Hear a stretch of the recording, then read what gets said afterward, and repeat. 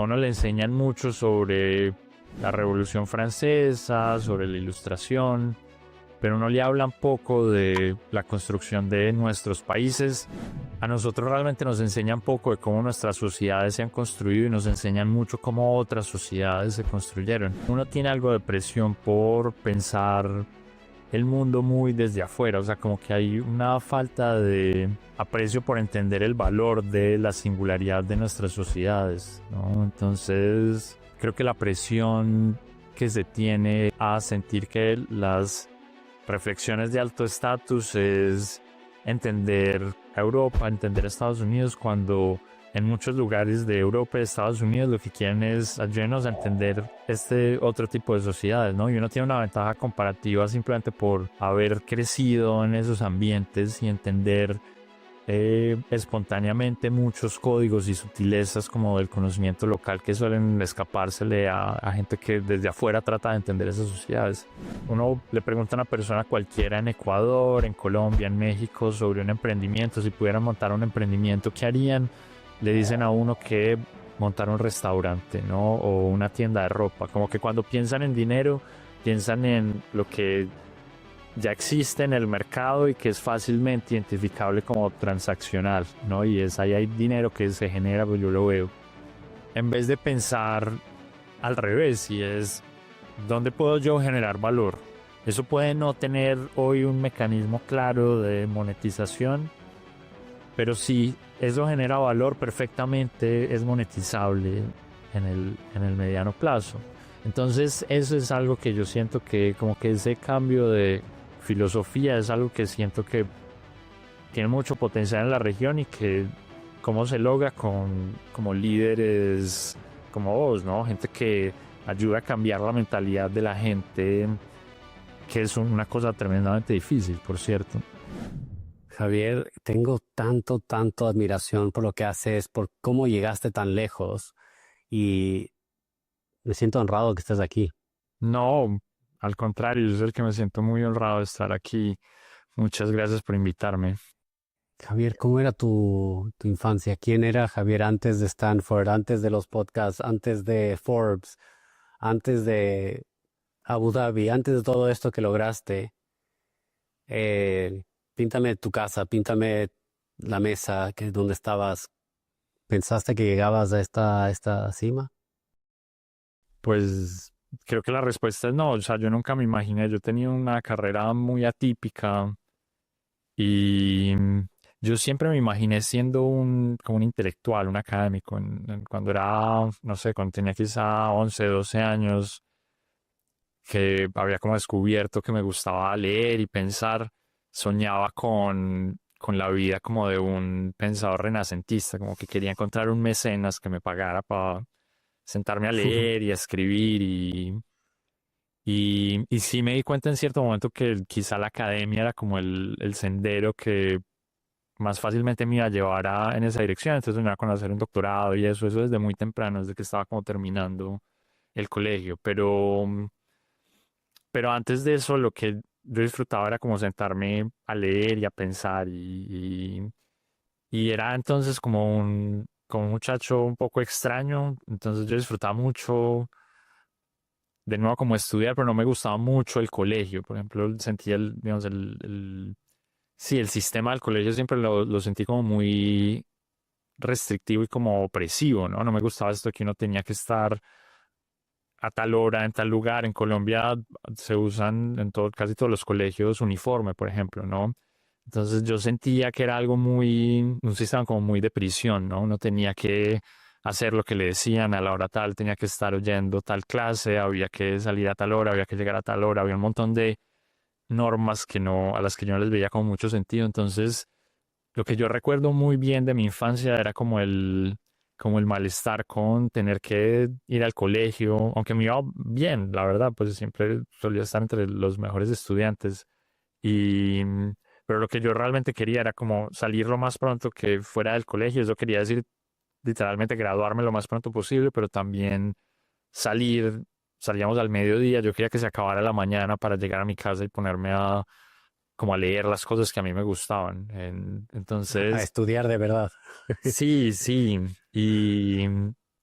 y era muy extraño, y eso es algo que siento que he perdido un poco, como había como una llama dentro de mí, ¿no? Como que yo quería sentarme a aprender sí, del medioevo, y entonces me iba a leer y pasaba horas, horas leyendo, como que él tenía una capacidad de concentración increíble, y me levantaba muy emocionado de, bueno, cuando salga del colegio voy a llegar a seguir leyendo esto.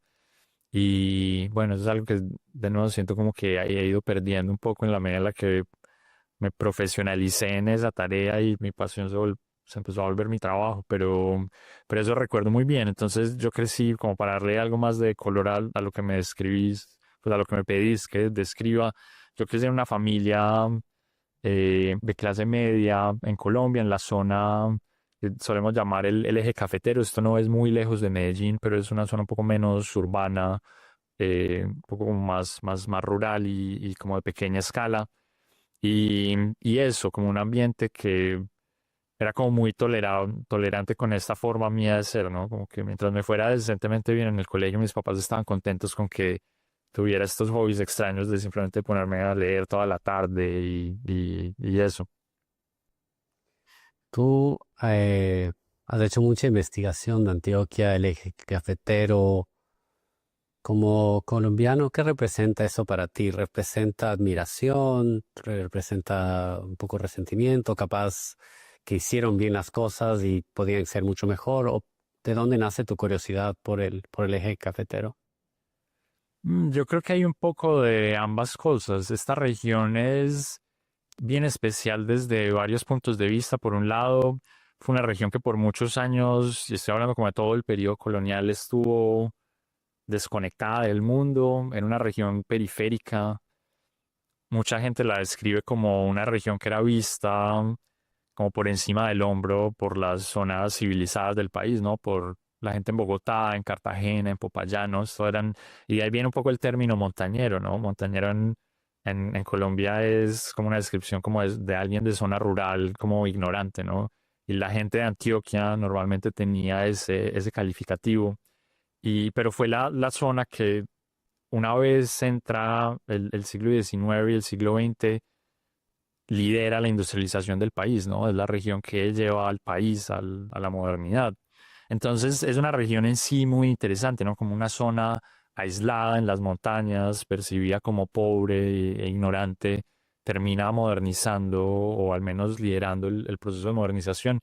Y esa historia estaba ahí, a mí esa historia me parece interesante, y yo lo que siempre encontré extraño era cómo eso, cómo eso había sucedido. Yo siento que, y conectando eso como con mi historia personal, creo que había en el fondo quizá un elemento como de búsqueda de identidad, ¿no? Tratar de darle sentido a mi mundo a partir de lo que yo veía alrededor, ¿no? Y esta es una queja que yo tengo frecuentemente con el sistema educativo al que estamos expuestos en buena parte de Latinoamérica, que es muy eurocentrista. Entonces, a uno le enseñan mucho sobre la Revolución Francesa, sobre la Ilustración, pero no le hablan poco de la construcción de nuestros países, más allá de la parte de los mitos independentistas, Ujú. pues sí, fundacionales, ¿no? Como que eso está ahí, pero eso de una u otra forma es fundamentalmente propaganda política, pero a nosotros realmente nos enseñan poco de cómo nuestras sociedades se han construido y nos enseñan mucho cómo otras sociedades se construyeron. Entonces yo creo que sin darme cuenta había algo de deseo en eso, ¿no? En mí, como de entender mejor por qué mi pequeña ciudad era como era y cómo yo no lograba terminar de entender eso. Eso quizás solo, de nuevo, fue posiblemente un proceso como muy inconsciente. Yo creo que ahora como, le doy como esa lógica porque llevo años viviendo fuera de Colombia, y cada vez que voy, voy con ojos como de turista, ¿no? Como con ese tipo de curiosidad, pero yo creo que eso siempre estuvo ahí. Y cada vez que vuelvo, y siento que aquí estoy, es una cosa muy introspectiva, la forma en la que vos me estás poniendo a pensar sobre esto, pero hay una cosa que siento, y es algo que hablo mucho con mis estudiantes latinoamericanos, y es como uno tiene algo de presión por pensar el mundo muy desde afuera, o sea, como que hay una falta de aprecio por entender el valor de la singularidad de nuestras sociedades, ¿no? Entonces, creo que la presión que se tiene es a sentir que las reflexiones de alto estatus es entender a Europa, entender a Estados Unidos, cuando en muchos lugares de Europa y de Estados Unidos lo que quieren es ayudarnos a entender este otro tipo de sociedades, ¿no? Y uno tiene una ventaja comparativa simplemente por haber crecido en esos ambientes y entender espontáneamente muchos códigos y sutilezas como del conocimiento local que suelen escapársele a gente que desde afuera trata de entender esas sociedades. Entonces es una respuesta creo que como muy larga, pero no, nunca la había pensado como de una forma tan, de una mirada tan personal sobre cómo siento que mi agenda sobre la historia de Antioquia y la historia del eje cafetero de cierta forma respondía mucho como a mis necesidades de encontrar identidad, de darle sentido a cómo funcionaba mi mundo. Y hice esta pregunta introspectiva porque siento que todos los latinoamericanos sentimos eso de alguna manera. Es como y comparto tu crítica que tenemos más, no todos los sitios son iguales, pero entre un espectro existe tal vez eh, un énfasis en lo anglosajón o un poco más de énfasis en lo europeo, y casi como que nos intentan mostrar que eso es lo correcto, o nos dicen en Estados Unidos piensan así, en Inglaterra piensan así, y ustedes deberían o podrían pensar así también, pero no nos enseñan cómo pensamos o cómo han pensado antes nuestro. Y creo que siempre hace una falta como ese de orgullo latino, ese como nosotros también tenemos historias que contar, y la perspectiva, si la cuentas como ellos contra nosotros, siempre parecemos como menos, de alguna manera. ¿O sentías lo mismo tú? Sí, yo creo que había un poco eso, pero además hay un asunto meramente como de deseo por entender como las particularidades de lo local. O sea, es decir, no solo creo que esas miradas desde afuera hacia Latinoamérica sean como condescendientes y tengan como este elemento de nosotros somos los buenos y ustedes están en una posición como de estatus inferior y deben es aprender de nosotros, sino que creo que hay algo de imprecisión en las lecciones del mundo desarrollado o simplemente de otras sociedades, ¿no? Es difícil, las sociedades latinoamericanas funcionan simplemente distintas, están en otro tipo de equilibrio. Y entonces, buena parte de lo que yo siento ahora, ya quizá con algo más de reflexión y como con las ventajas de como de más experiencia y como la posibilidad de tener miradas comparativas, es que no solo es que sea difícil ver Latinoamérica desde lejos, sino que esos lentes no son los apropiados para pensar la región. O sea, si uno realmente quiere entender cómo funcionan nuestras sociedades, hay que pensarlas desde adentro. Y uno de los errores grandes que siento, y es presente no solo en como la reflexión académica, sino también en el quehacer público. Muchas de las políticas públicas están guiadas y yo esto me quejo mucho, como las élites políticas por muchos años han tratado de que en Latinoamérica se implementen las cosas que han sido exitosas en Europa o en Estados Unidos. En Colombia hay un departamento, el departamento donde queda Bogotá, digamos, se llama Cundinamarca. Y hay mucho el chiste de somos muy Cundinamarca y queremos ser Dinamarca. Y ese es un poco como el referente que tiene mucha gente y las cosas simplemente a veces no funcionan. Es porque hay cosas que funcionan en Dinamarca porque hay cierto tipo de atributos en Dinamarca que simplemente no hay en Colombia. No quiere decir que sean mejores, peores, simplemente son sociedades distintas. Y muchas de las soluciones entonces que van a funcionar en la región requieren entonces pensarlo desde adentro. Entonces, no solo es algo que pasa en el espacio público, también en el sector privado. Y me gustaría oír qué piensas vos al respecto cuando yo hablo con emprendedores aquí en el Silicon Valley que quieren implementar cosas en Latinoamérica. Los noto demasiado enmarcados en la lógica del desarrollo tecnológico californiano, si se quiere.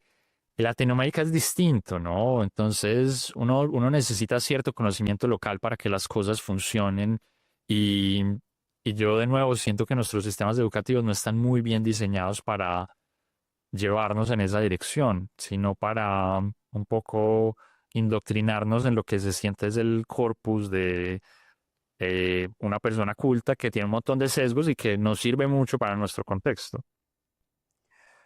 Yo creo que lo que sucede es un aterrizaje forzoso.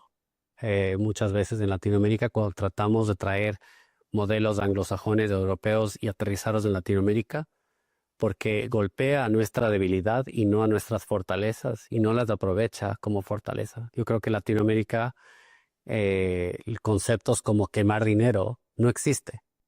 No existe quemar dinero. Si nosotros nos enseñan a no a comer la último grano de arroz, o sea, no podemos dejar un grano de arroz. Entonces, si todos los días te dicen, tienes que comer toda la sopa, tienes que comer todo el arroz, tienes que acabarte la comida, porque si no te acabas es como el pecado más grande. Entonces, tratar de traer un modelo californiano, Silicon Valley, y decir, ¿saben qué? Vamos a quemar dinero. Es como que hay un choque, cortocircuito ahí tan fuerte en nuestros psiquis que el emprendedor está tratando de como eh, ser disruptivo, pero demasiado. Creo que en Silicon Valley la disrupción es como está aceptada y si lo vemos como disruptivo, sí es increíble lo que logren hacer, pero no están tratando de cambiar una sociedad de cómo piensa, no están tratando, o sea, es un poco, es a menor escala y en Latinoamérica yo siento que a veces ese modelo trata de cambiar demasiado y no es bien recibido por el inversor ni entendido por el inversor, no es bien recibido por el público, aunque ahora está un poco más entendido, pero igual el mercado dice, esa empresa va a quebrar cuando se acabe el fondeo. O no entiendo cómo una empresa opera a pérdida. O sea, no, eh, no sé si en Colombia, pero en Ecuador es ilegal operar a pérdida. Mm, Es como traicionar al fisco. Es una cosa, es Horrible. prisión, inclusive en ciertos casos, tener esa mentalidad de operar a pérdida, porque es como tú estás desfalcando al gobierno. O sea, tiene una mentalidad totalmente diferente. Y yo creo que los que han sido más exitosos han visto un problema social interno tipo Nubank, tipo Mercado Libre, tipo Rappi, que Rappi tal vez una correcta introducción de un modelo Uber dentro de Latinoamérica. Pero los otros que mencioné antes son actores que más bien vieron el, el problema y usaron eso muy bien como el modelo californiano, el problema y una solución que se adapta basado en nuestras fortalezas y no en tratar de mostrar todo lo que tenemos como debilidad y atacar a toda la debilidad. Entonces, estás tratando de levantar demasiado con muy poquito. Sí, no, totalmente. Estoy muy, y esa pues un gran ejemplo de esto, ¿no? Como nuestras visiones del mundo, es decir, simplemente nuestra cultura y cómo entendemos a la sociedad. Yo siento que hay, por ejemplo, pues como un elemento donde esto también yo siento que es muy visible y es el rol de las interacciones no mercantiles, ¿no? Que, digamos, el modelo de Silicon Valley también está muy basado en las lógicas de hay una naturaleza espontánea del ser humano y es intercambiar bienes por dinero y muchas de nuestras sociedades están basadas en intercambios de favores, ¿no? En simpatías mutuas y sobre eso se basa buena parte de nuestra sociedad. Entonces, yo creo que tal como vos decís, no creo que eso sugiera que no es posible extraer lecciones de cómo pueden implementarse ciertos modelos de negocio, por ejemplo, en distintos espacios culturales, pero si uno no entiende las especificidades del contexto local, está frito, ¿sí? Y de nuevo me parece súper evidente en los contextos que vos mencionás. Es una de las cosas bonitas del emprendimiento, ¿no? Que tiene, o sea, la dinámica hipercompetitiva tiene mucho de selección natural, ¿no? Hay mucha gente que va a morir si no entiende que tiene que incorporar eso. Entonces, no, me parece súper, súper relevante lo que mencionas. Creo que vemos ojo a ojo en eso y creo que, claro, es un problema que podríamos hacer varias tesis o varias doctorados y todavía no encontrar la respuesta correcta. Eh, ¿Cómo fue tu experiencia ya saliendo de Colombia por primera vez? ¿Hubo algo que tuviste que desaprender o te diste como sorpresa en que en otros países era tan diferente y tuviste como que aprender para poder ser exitoso en Abu Dhabi y después en Stanford? Sí, sí, totalmente. Y, y creo que una de las cosas que tuve que aprender es eso, como a desaprender, aprender a deshacerme de como de esas anclas culturales. La primera vez que yo salí de Colombia, y esto siento que bastante mayor que la gente que suele hacer carreras en el exterior, yo hice por primera vez una pasantía en mi doctorado. Yo hice mi doctorado en Colombia, en la Universidad de los Andes, y tenía que pasar 6 meses fuera de Colombia. Esto con la idea como de que uno no se quedara como un académico muy, muy local. Y por cierto, vine a Stanford y esta es una de las cosas simpáticas de la vida que uno no sabe, donde después de años luego volví a Stanford ya como profesor, pero en ese momento fui estudiante y fue un gran choque, ¿no? Como el choque de estar en un espacio académico muy competitivo a nivel internacional, como muy en el corazón de la academia internacional, en un momento además muy interesante del Silicon Valley, ¿no? Era como el pico del auge de las aplicaciones de dating, por ejemplo, ¿no? Era como el momento donde se sentía que todo el mundo quería hacer aplicaciones, por ejemplo, ¿no? Era un poco como el Silicon Valley tiene esta cosa de muchas olas, ¿no? De gran optimismo con la nueva cosa que va a hacer a todo el mundo millonario. Y en ese momento me acuerdo que era eso, y todo el mundo que hablaba estaba pensando en hacer una app y no sé qué.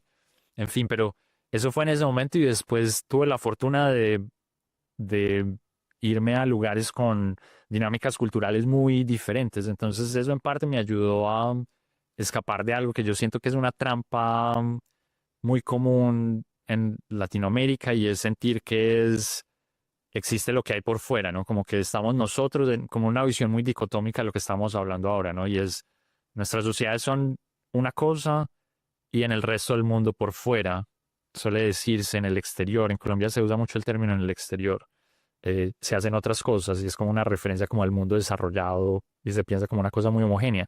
Yo después estuve un tiempo trabajando en la Universidad de Burdeos en Francia, que es, por ejemplo, el choque en las dinámicas de trabajo, ahí fueron como muy claras, ¿no? Yo, por ejemplo, me sorprendió mucho la primera vez que fui, yo estaba acostumbrado a ir a la oficina un domingo, porque no era extraño que en Stanford los estudiantes doctorales trabajaran el domingo, ¿sí? Fueron a trabajar en la mañana un rato, pues, ¿no?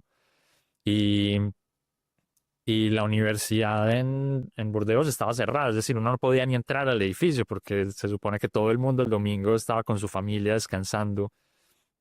Y entonces, como en el mismo contexto de una sociedad occidental, eran dinámicas de trabajo muy distintas. Y cuando me mudé a Abu Dhabi después fue mudarme a un lugar muy diferente, ¿no? Mucho más eh, conectado con dinámicas no occidentales, pero además un espacio donde muchas de las lógicas económicas no operan exactamente porque la dinámica de la economía del petróleo hace que hay cosas que uno no termine como de entender por qué suceden.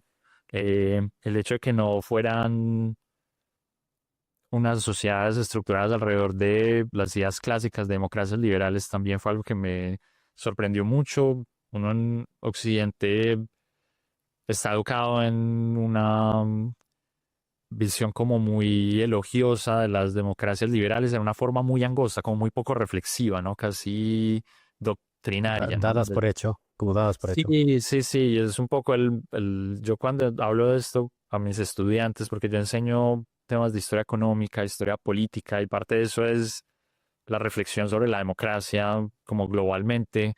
Tengo un meme que habla, pone a un soldado americano rompiendo una puerta en lo que parece ser una aldea del Medio Oriente y dice como knock knock, ¿quién está ahí?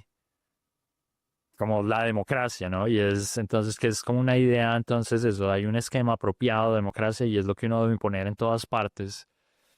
Y mi tiempo en Abu Dhabi me ayudó a reflexionar un poco sobre los distintos tipos de equilibrios políticos, ¿no? Cómo distintas sociedades se estructuran para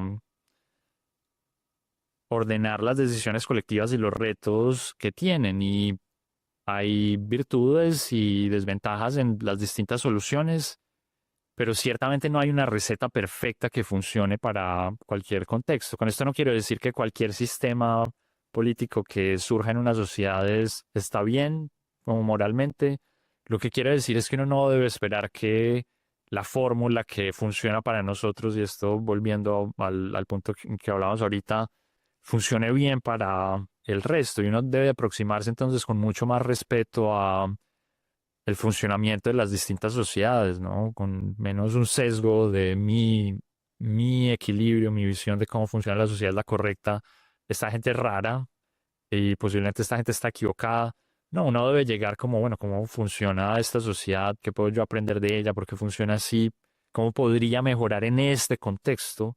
Eso creo que son el tipo de preguntas válidas y entonces lo que siento que me ha permitido como ese tipo de experiencias es desarrollar una sensibilidad y como una fluidez cultural que siento que es muy útil para pensar la sociedad.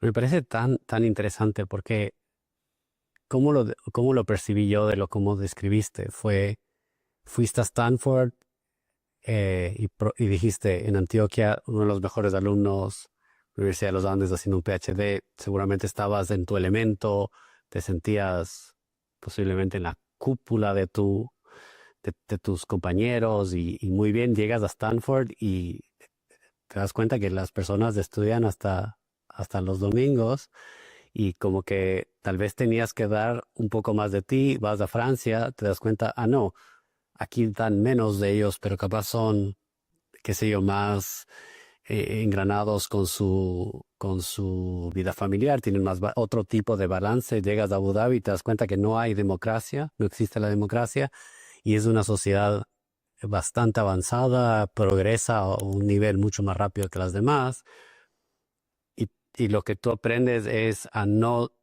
comparar, a no juzgar tal vez y más bien aprendes a aprender. Sí, pues yo siento que vos identificaste cosas que yo posiblemente no había siquiera pensado, pero tal cual, así creo que se sintió mucho mi travesía, ¿no? En efecto, cuando llegué a Stanford hubo mucho de frustración, de sentir que no encajaba, que no era tan inteligente como quería ser, ni tan competente como sentía que era. Eh, Había mucha frustración con no entender por qué no lograba tener el estatus que yo esperaba tener.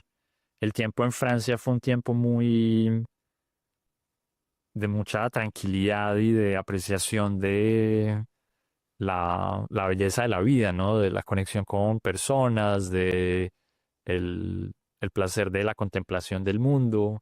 Y el tiempo en Abu Dhabi fue muy instructivo alrededor de entender cómo otras sociedades operan, ¿sí? O sea, tal cual eso. Y yo siento que como en suma todo eso le sugiere a uno algo que es, digamos, parece una cosa obvia, pero es mucho más difícil que la gente interiorice y es la complejidad del funcionamiento de las sociedades. De nuevo, uno junta a unas cuantas decenas de miles de personas y uno no debe esperar que surjan el mismo tipo de ordenamientos. Depende de dónde los ponga uno, de qué circunstancias les pasen.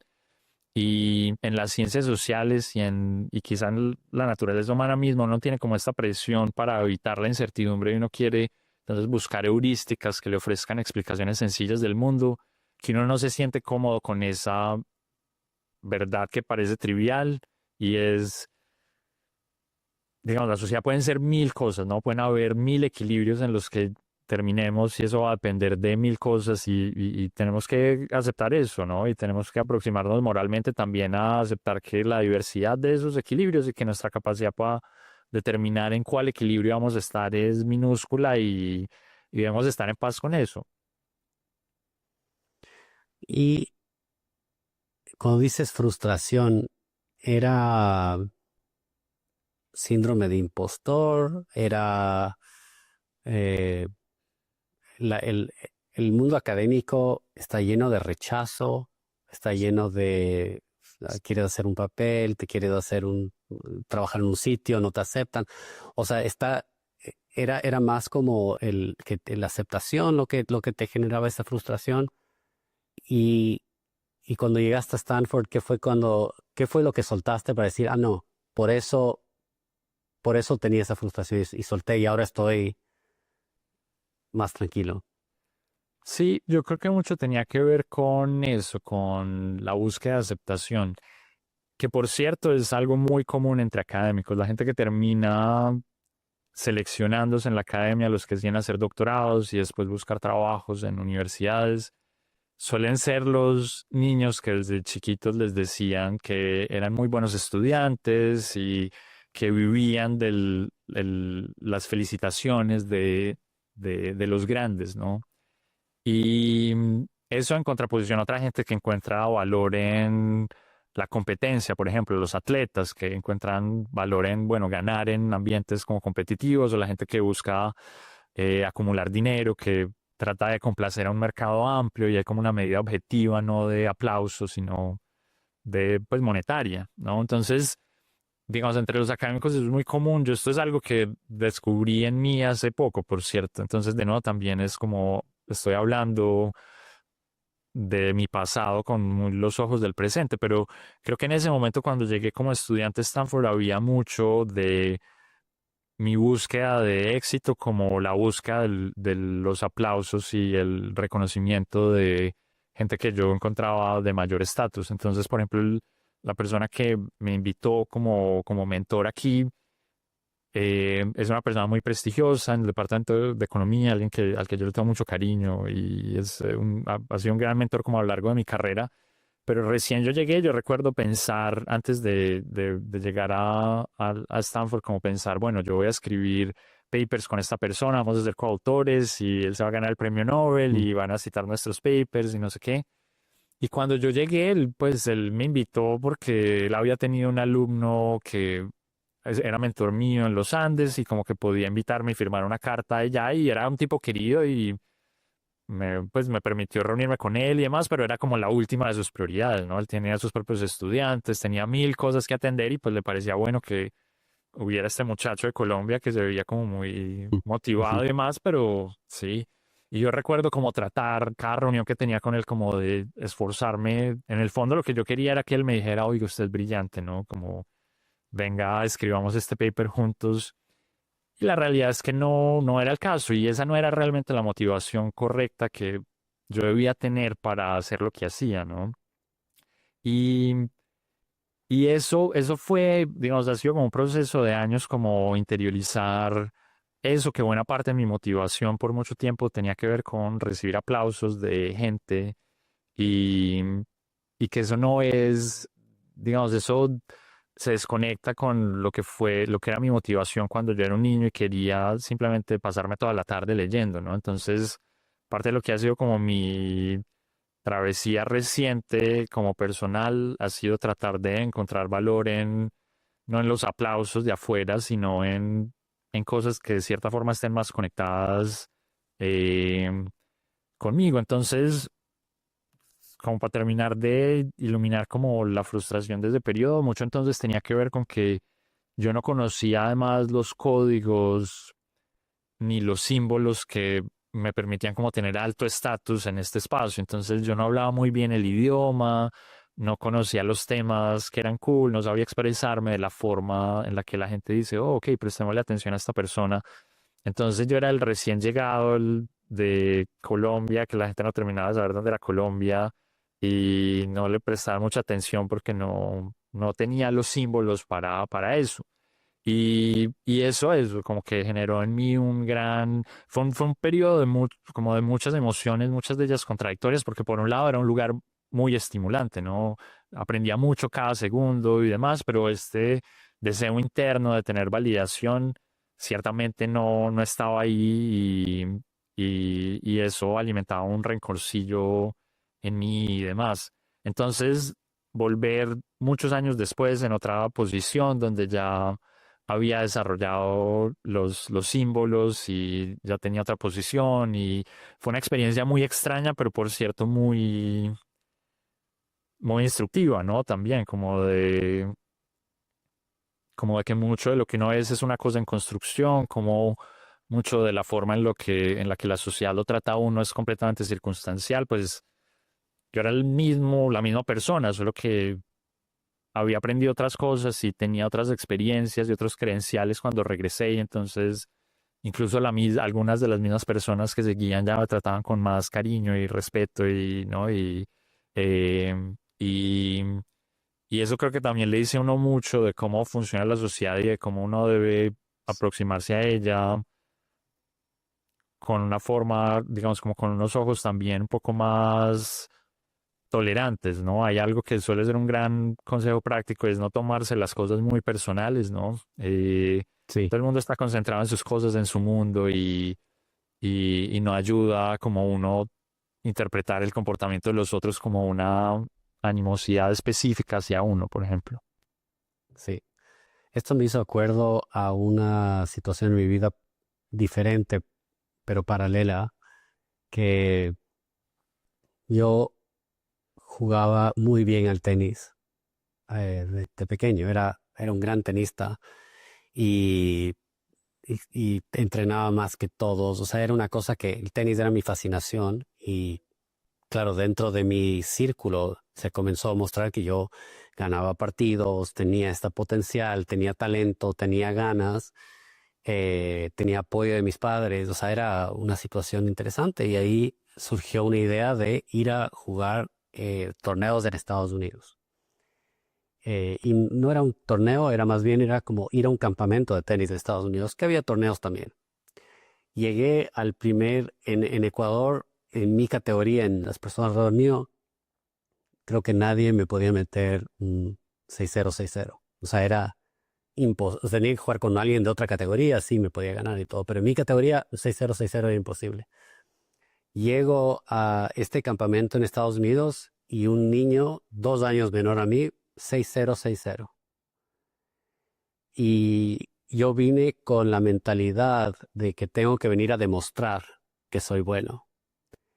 Y me acuerdo esa noche, yo soy muy competitivo y no es que, pero fue una aniquilación, o sea, fue como que me mató este chico.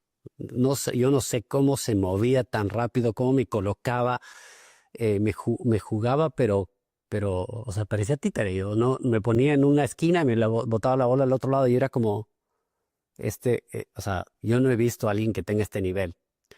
Y, y la enseñanza de esto fue, yo no fui al campamento a demostrar cuánto tenis yo sabía. Yo fui al campamento a aprender cuánto más tengo que aprender. Cuánto más, o sea, que yo en verdad no sé nada y creo que es algo que me ayudó a sobrepasar ese 6-0, 6-0 de pérdida porque me dolió horrible. Pero además fue como, no, no, el siguiente día fui con la humildad máxima a decir, enséñeme, si este niño de 2 años menor a mí puede ganarme 6-0, 6-0, hay muchas cosas que yo todavía no sé, y creo que eso me llevó al siguiente nivel. ¿Y por qué conecto esta historia con la tuya? Y creo que aquí hay una lección grande, es lo que te llevó a Stanford, lo que te llevó a esa primera, era tu curiosidad, eh, tu capacidad de concentración, tu, esa ética de trabajo constante. Y cuando fuiste a Stanford, lo que querías era elogio, que alguien te diga, wow, pero y te olvidaste que lo que te llegó allá no fue los aplausos, no fue, y ahora estás donde estás porque no lo haces por aplausos, lo haces por la curiosidad. Sí, no, totalmente. Yo siento que la vanidad, y es algo que es mucho más fácil de escribir que implementar, entonces no fue la última vez Sí, que sí. tuve ese tipo de epifanía, ¿no? De hecho, podría contarte otras más donde en efecto me di cuenta que la vanidad me estaba llevando por el camino equivocado, pero es, digamos, la vanidad es una fuerza muy profunda dentro de uno y, y es una gran señal de que uno está haciendo las cosas por las razones equivocadas. Si uno está haciendo algo por mostrar que, por ganar un punto en uno, ¿no? Como por alimentar eh, el valor de uno ante otros, ese suele ser una gran señal de que uno no tiene mucho propósito y sentido lo que está haciendo y posiblemente no lo lleve a uno a un lugar mejor, ¿no? En los 90 hubo una película muy famosa con Keanu Reeves y Al Pacino que se llama El abogado del diablo, que, ¿verdad? Digamos, tenía mucho este tono de, en esa época que se avecinaban los 2000 aún con una vibra muy cristiana dominante en Occidente, había mucho como narrativas moralistas, no muy basadas en como la moral cristiana. Eh, pero hay una escena en varios momentos donde se habla de cómo la vanidad era el pecado favorito del diablo, ¿no? Hay como un diablo en la película. Sí. Y en efecto, es como una cosa muy humana y es una gran trampa, una gran, gran trampa. Hay algo que tengo mucha curiosidad de saber tu opinión. Una de mis misiones en vida o mi misión en vida es cambiar la forma, transformar la forma que los latinoamericanos vemos el dinero. Mm. Eh, Cómo percibimos riqueza, cómo nos conectamos con una eh, abundancia superior. Y yo trabajo con emprendedores, con inversionistas latinos que tengo que enseñarles a confiar y tengo que enseñarles a tomar decisiones, porque el latino, en mi opinión, el latinoamericano es un excelente emprendedor, es un muy buen emprendedor, es una persona que sabe a nuestro modelo, no al modelo Silicon Valley, sino al modelo de tengo que comer mañana y, o sea, hago 100 cosas y logro y doy a mi familia o sea, logramos salir adelante de muchas maneras, pero como inversores somos bastante temerosos, estamos plagados de trauma. Eh, ¿Cuál es tu lectura, sabiendo que de tu perspectiva como profesor de redes sociales, de economía política, de cómo nos asociamos con el dinero, cuáles serían las llaves para comenzar a entender mejor este problema? Qué buena y qué difícil pregunta, pero por tanto posiblemente como qué gran objetivo de vida hay ahí, ¿no? Mira, yo creo que quizá el gran error generalizado es alrededor del dinero es perder de vista que el dinero es simplemente el reflejo de el valor, ¿no? Yo siento que a la gente le cuesta identificar que lo que debe buscar es generar valor, ¿no? Que es digamos, una noción no muy tangible, ¿no? El valor es además algo que se construye socialmente y por cierto es fue una de las grandes preguntas de la economía política clásica, ¿no? Adam Smith y Ricardo y Marx escribieron páginas y páginas sobre qué genera el valor, ¿no? Porque los diamantes son más valiosos que el agua, si el agua es más útil, ¿no? Hay unas discusiones gigantes alrededor de lo que se conoce como la teoría del valor. Y eso se resolvió en cierto momento como académicamente con la idea de que el valor lo determina tanto la oferta como la demanda, ¿no? Las condiciones tecnológicas de la producción determinan parte de lo que es el valor de las cosas, pero también la utilidad de las cosas, ¿no?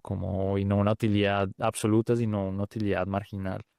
Entonces, a ver, uno puede como mirarla el asunto del valor desde ese ángulo, pero yo siento que a nivel personal lo que uno debe reflexionar es dónde está el valor que hace en lo que hace, ¿no? Entonces, eso no necesariamente se traduce de forma inmediata en dinero, pero en el largo plazo sí es difícil que se desconecten las dos cosas, ¿no? Entonces, por ejemplo, este podcast que vos tenés donde hablas con gente valiosa y que tiene cosas útiles que compartir y vos tenés la disposición de escuchar y tratar de extraer lo mejor de la experiencia de estas personas, yo creo que todo el mundo puede reconocer que eso es valioso y que la gente use horas y horas de su vida, no sé las métricas de tu podcast, pero seguro son horas y horas de visualizaciones. Eso es valioso, ¿sí? Y entonces yo siento que con esos lentes es que uno debe aproximarse a pensar en lo que hace y debe estar entonces por un lado confiado que eso en el largo plazo debe estar conectado con el dinero, pero también tiene que estar dispuesto a pensar que su valor debe conectarse con el dinero y esto vuelve a algo de lo que hablábamos ahora y es como el contexto latinoamericano es un espacio donde lo prioritario son las relaciones no mercantiles, ¿no? Entonces, la familia es fundamental, los amigos son fundamentales y siento que hay algo de aceptación con la idea de que si uno genera valor dentro de esos circuitos, está mal que haya dinero de por medio. Y aquí no estoy hablando como que no le vaya a cobrar a la familia por hacer favores. Lo que quiero decir es un poco más amplio y es el reconocimiento de que si uno hace algo que está generando valor, uno puede perfectamente pensarlo como un modelo de negocio, por ejemplo, ¿sí? Si hay alguien que está haciendo algo que es valorado por su comunidad, perfectamente es posible que eso pueda hacerse monetizable y que hayan intereses en distintos espacios. Eso no quiere decir de nuevo que la comunidad sea exactamente la que paga, pero pueden haber otros actores. El Estado, por ejemplo, puede querer apoyar ese tipo de iniciativas y generar recursos que financien eso. Eso es una de las dimensiones en las que el modelo del Silicon Valley puede ser muy útil, ¿no? Y es cómo pensar en generar recursos para cosas que tengan valor, aunque inmediatamente no tengan un mercado hipertangible. Y yo siento que eso nos falta un poco en Latinoamérica, ¿no? Como sentir la confianza de que si hacemos cosas que son valiosas, existen formas de rentabilizar eso en un contexto como monetario tradicional, ¿no? Y eso creo que es útil entonces para desconectar mucho de lo que la gente piensa cuando yo estoy seguro y seguro vos además estás mucho más familiarizado con esto que yo. Frecuentemente cuando uno le pregunta a una persona cualquiera en Ecuador, en Colombia, en México sobre un emprendimiento, si pudieran montar un emprendimiento, ¿qué harían? Le dicen a uno que montar un restaurante, ¿no? O una tienda de ropa. Como que cuando piensan en dinero, piensan en lo que ya existe en el mercado y que es fácilmente identificable como transaccional, ¿no? Y es ahí hay dinero que se genera, pues yo lo veo. En vez de pensar al revés, y es, ¿dónde puedo yo generar valor? Eso puede no tener hoy un mecanismo claro de monetización, pero si eso genera valor, perfectamente es monetizable en el mediano plazo. Entonces, eso es algo que yo siento que como que ese cambio de filosofía es algo que siento que tiene mucho potencial en la región y que cómo se logra con como líderes como vos, ¿no? Gente que ayuda a cambiar la mentalidad de la gente, que es una cosa tremendamente difícil, por cierto. Sí, sí, yo creo que es muy valioso lo que acabas de mencionar. Me llevo que, y por eso yo creo que los anglos y los europeos fallan en este ámbito, porque existen bancos americanos que van a, a Latinoamérica. Hay bancos y fondos de inversiones europeos que van y fracasan. Lo mismo les pasa cuando van a los países árabes, porque el neoyorquino llega con una bolsa de dinero, con una bolsa y dice llénale de dinero, pensando que el árabe tiene tanto dinero que no le cuesta o no le duele, pero en cambio el medio oriental piensa muy diferente. El latino también es diferente. El latino necesita el sentirse unido de alguna manera, prioriza la relación personal y prioriza que tenga acceso al directo, que no sea como, no me pidas que vaya por un call center y que tengo que hablar con 10 personas para poder llegar a ti. Yo quiero llamarte o mandarte un WhatsApp y decir qué está pasando. Eh, y lo segundo que me gustó mucho es que esto pasa todo el tiempo y es reconocido. El futbolista, la persona que gana la lotería, eh, usualmente sus emprendimientos son restaurantes y ropa o traen, importan algo, o sea, asocian con un producto muy común, eh, y tratan de ser uno más en el mercado porque dicen, ah, pero si es que ellos lo hacen, yo con mi fama lo hago, lo debo, pero no están pensando en eso de qué valor puedo traer a la sociedad, porque la sociedad te premia cuando eres valioso. Me llevo Totalmente. muy buenas lecciones. No, totalmente, totalmente. De nuevo, como hablamos ahora, digamos, esto también es algo que es más fácil predicarlo que implementarlo, ¿no? Entonces la tarea que vos tenés es mucho más difícil que la mía de describir la solución, implementarla. Suena muy difícil, pero también suena muy emocionante. Sí, bueno, Javier, este es el inicio de nuestra amistad. Bienvenido a la misión. Si es que te gustaría de alguna manera buscar caminos para hacerlo, yo creo que simplemente tú eres un ejemplo de un latino que en mi forma de ser llegaste a algo increíble. O sea, estar en Stanford, haber llegado a ese nivel es realmente un orgullo para todos los latinos. Y ahora que tengas estudios de Latinoamérica, es hasta me llena de orgullo porque siento que estaba haciendo lo que decías. No, no vengo a Stanford a estudiar de los demás, sino vengo a estudiarme a mí mismo, a nuestras sociedades, a entendernos mejor y a posicionarnos con otro lente. Si queremos entendernos, tenemos que hablar. Así que bienvenido cuando quieras al podcast nuevamente, pero esto es una invitación no solo al podcast de nuevo, sino una amistad y también a seguir colaborando en lo que podamos. No, muchísimas gracias y también mi completa admiración por lo que haces. Gracias, Javier. Estamos en contacto. Vale, chao, chao.